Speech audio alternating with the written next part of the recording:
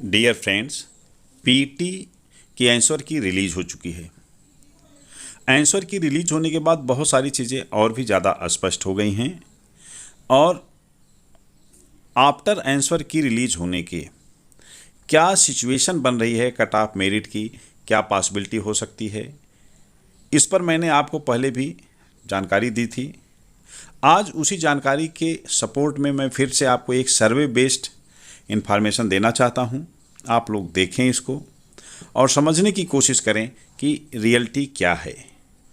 वास्तव में सच्चाई दोस्तों बहुत ही अलग होती है जो प्रोपोगंडा होता है उसके अगेंस्ट।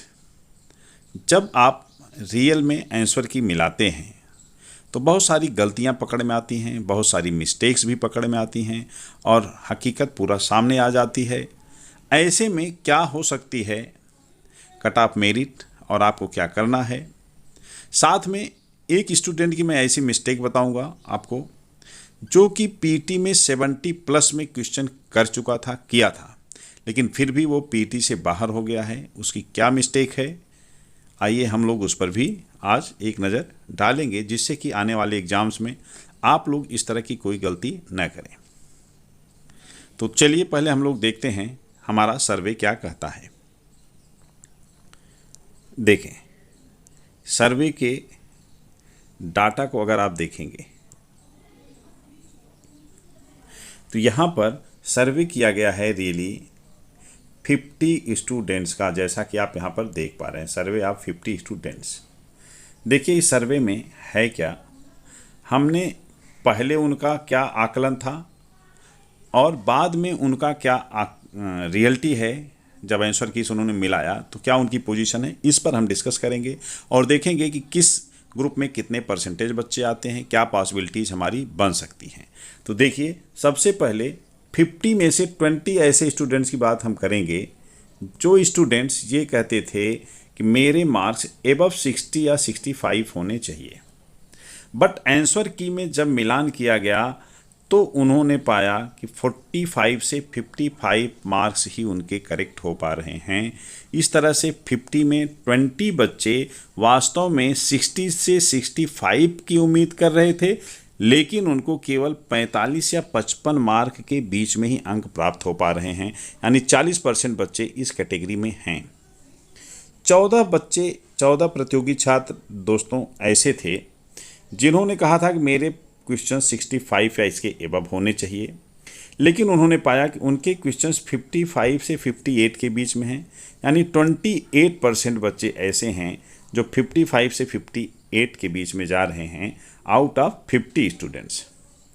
इसके बाद 8 ऐसे स्टूडेंट्स थे जो 65 के, हमने 65 के एबव ही सबको माना है, जो 65 से ज़्यादा कुछ भी बताए थे। तो जो 65 के एबव बता रहे थे, लेकिन उनका आंसर रियली 58 से 61 के बीच रह गया और उनका परसेंटेज 50 स्टूडेंट्स में 16 है, 16%। 5 ऐसे बच्चे थे जो 65 के एबव बताते थे और उनके क्वेश्चन 61 से 65 के बीच में, ऐसे स्टूडेंट्स 10% हैं।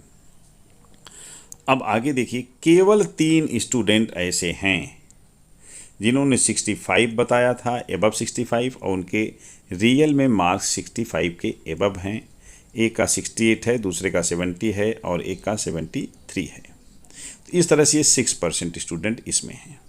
हमारा देखिए पर्पज़ क्या है, ये जानना है कि अगर हम 60 को मान लेते हैं कट ऑफ मेरिट यहाँ पर, तो 60 के एबव हम देख रहे हैं कि 58 को अगर हम मान लेते हैं, 60 न भी माने 58 माने, तो 58 के एबव वाले कितने परसेंट हैं कुल, 60 + 10 + 6, अर्थात अप्रॉक्सीमेटली हो गए 32% स्टूडेंट ये हो रहे हैं।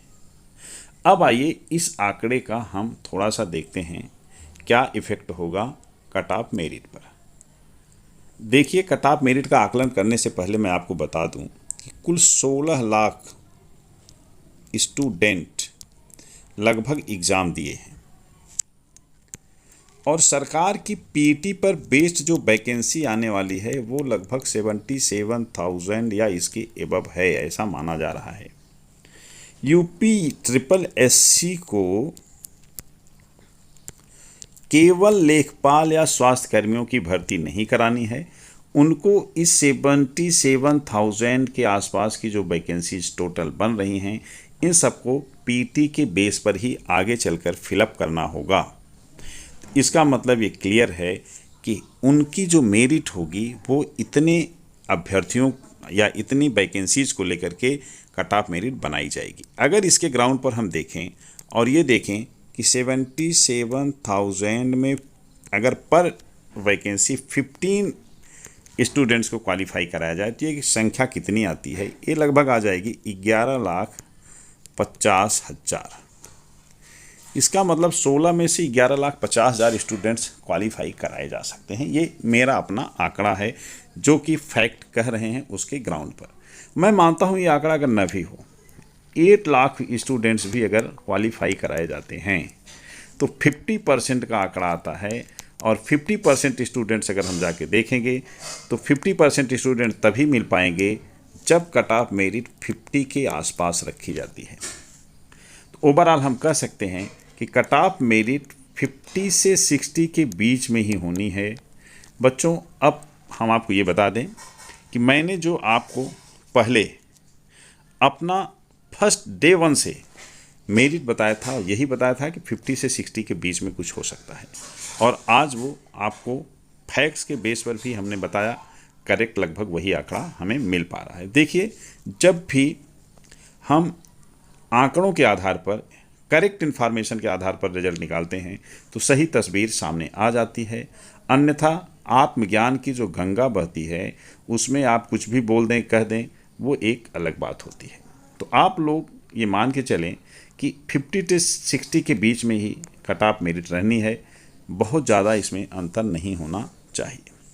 दूसरा, अब जो बच्चे बहुत हाई मेरिट को जान करके 70 to 75% का जो एक प्रोपोगंडा चला उससे डिमोरलाइज हो गए, उनका बहुत नुकसान हुआ है।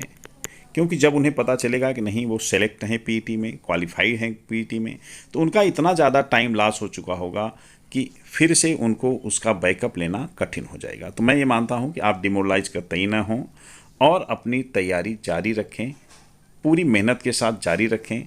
हम आपको लगातार इस पर इंफॉर्मेशन देते रहेंगे, कुछ टिप्स देते रहेंगे। मैंने एक टिप्स अभी जस्ट वीडियो बनाकर दिया है कि कैसे आप स्मार्ट प्रिपरेशन कर सकते हैं। स्मार्ट प्रिपरेशन अगर आप करना चाहते हैं तो उस वीडियो को ज़रूर देखें। उसमें बहुत छोटी छोटी बातें मैंने बताई हैं। आपको सुन के ये लगेगा कि अरे ये सब तो मैं जानता हूँ, लेकिन कभी आप उस पर कंसंट्रेट होकर के देखिए कि आपको उसका क्या रिजल्ट मिलता है। तो वो छोटी छोटी जो बातें होती हैं वो वास्तव में बहुत बड़ी बातें बन जाती हैं। कभी भी बड़ी बातें अकस्मात नहीं घटित होती हैं, यानी छोटी छोटी बातें मिलकर के ही बड़ी बातें बनती हैं। तो आपको अच्छा रिजल्ट चाहिए तो छोटे छोटे प्रयास शुरू करिए और अपनी छोटी छोटी कमियों को दूर करिए। आप देखेंगे कि आपका रिजल्ट बहुत अच्छा हो जाएगा। नेक्स्ट एक पॉइंट और बचता है, जैसा कि मैंने बताया था, फॉल्स ऑफ वन स्टूडेंट। एक स्टूडेंट लगभग 70 क्वेश्चन करेक्ट करता है और इस 70 क्वेश्चन को करेक्ट करने के बाद वो OMR शीट फिलअप कर रहा था। 5th क्वेश्चन का आंसर उसने 6th वाले क्वेश्चन में डार्क कर दिया और उसे पता नहीं चला। उसके बाद वो लगभग 50 क्वेश्चन के मार्क्स तक पता नहीं कैसे एक क्वेश्चन आगे गोले को डार्क करता रहा। इस तरह से आप जान सकते हैं कि 50 क्वेश्चन तक उसके करेक्ट आंसर भी लगभग गलत हो गए। तो यहाँ पे ये हमने आपको जब प्रिपरेशन का वीडियो बताया था वहाँ भी सचेत किया था। इस स्टूडेंट को भी मैंने बताया कि आपने जब देखा वीडियो तो आपको उसको फॉलो भी करना चाहिए था, छोटी छोटी चीज़ें थी, लेकिन आपने क्या किया कि सारा OMR शीट एक साथ में ब्लैक किया। तो दोस्तों, आप लोगों को इस तरह की मिस्टेक्स नहीं करनी है। अपने एग्ज़ाम्स के लिए इसे सबक लें। अभी ताज़ी केस है इसलिए मैंने आपसे शेयर किया कि इस तरह की मिस्टेक्स आपके रिज़ल्ट को बहुत ज़्यादा, आपकी मेहनत को बहुत ख़राब कर सकती हैं। आप उससे बचें। अगर ये वीडियो आपको पसंद आए तो आप इसको सब्सक्राइब करें, शेयर करें और लाइक करें। आज के लिए इतना ही। धन्यवाद।